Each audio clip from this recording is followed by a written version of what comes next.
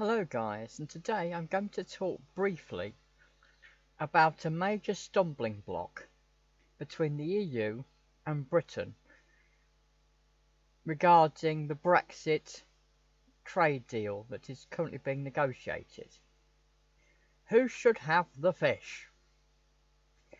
Now you probably think that one of the biggest stumbling blocks between Britain and the EU to a trade deal might be immigration. It could be about standards. It could be about how many products are going to be imported from the EU or exported to the EU. It could be about the financial situation between the two countries, but no. One of the main stumbling blocks to a trade deal between the EU and Britain is who should have the fish. Now you probably think, what the hell am I talking about?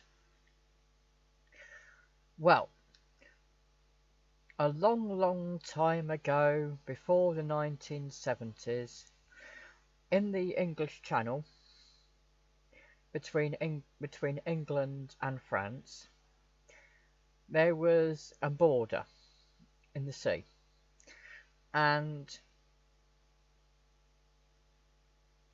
although not a physical border because it's in the sea, the idea was that fish one side of the border would belong to France and other EU countries, potentially. I'm not an expert on this, to be honest. And the other side would belong to England and the rest of Britain, okay? As part of an agreement, when Britain joined the EU, they agreed to allow the EU to access more of our water than previously they were allowed. So in other words, they had access to more fish than they had before. And this was an agreement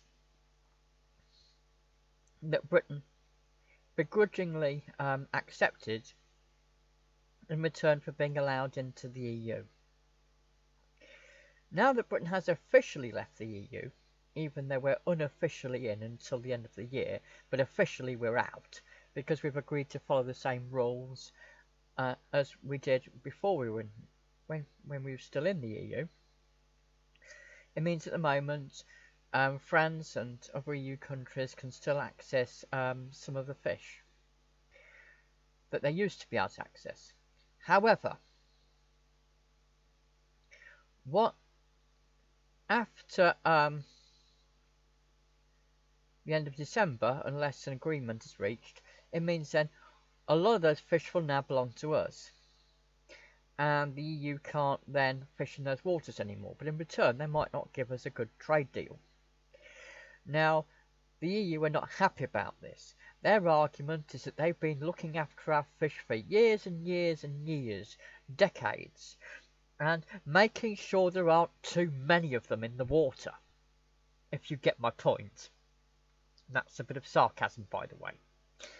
And we believe that we can decide whether there's enough fish in that area of water or not, and we'd like to be responsible for making sure there's not enough fish in that water instead.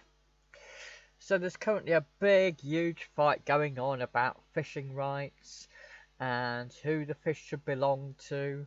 There's also issues about, as I said, the fish will move from one area to another, because fish don't tend to observe borders. In fact, the fish are probably as likely to follow the border as a lot of Mexicans tend to respect the border in America, i.e. they don't. Respect the, well, sorry, I'll rephrase that. A lot of Mexicans in Mexico do not respect the American border and try to get in Mexico border and try to get into America illegally, okay? Just in the same way as the fish will illegally move between British and EU waters, okay? Because we can't easily stop fish moving about. We could theoretically put up something in the sea, but it would be a lot of hassle, I think.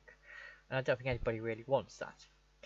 So there's been a lot of debate going on about who should have the fish, and the problem is that the British government say we made it an election pledge that if people voted for Brexit, we would get our fish back. And he was saying, why should our fishermen suffer because you guys made a decision that had absolutely nothing to do with us? You chose to leave, now deal with it.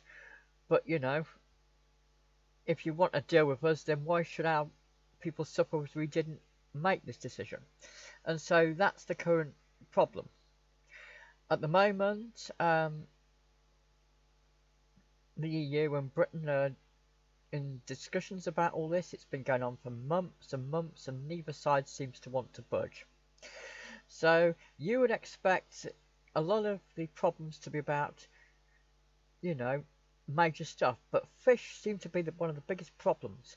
And in fact, fish doesn't even provide a huge part of the UK economy. It's simply a matter of principle, because a lot of Brexiteers made a promise to the people and they don't want to be seen to be betraying the public that voted for Brexit. So who will end up owning the fish?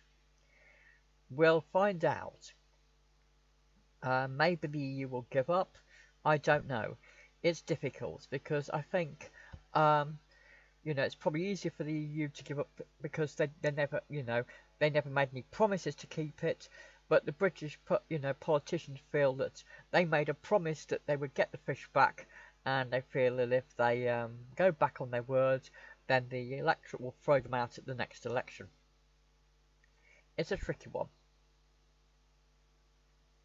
especially as many of them have been campaigning on the basis of Brexit means Brexit. And Boris brought in a lot of hard Brexiteers like, you know, Jacob Rees-Mogg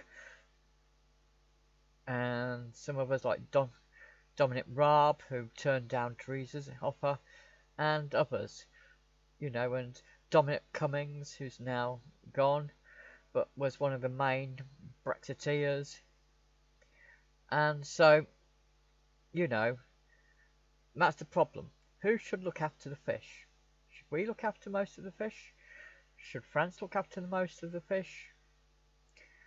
France was threatening a while ago to veto any trade deal with Britain unless the fishing situation stayed as it has been for decades.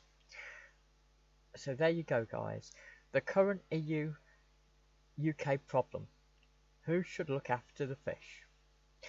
Thanks for watching. Bye.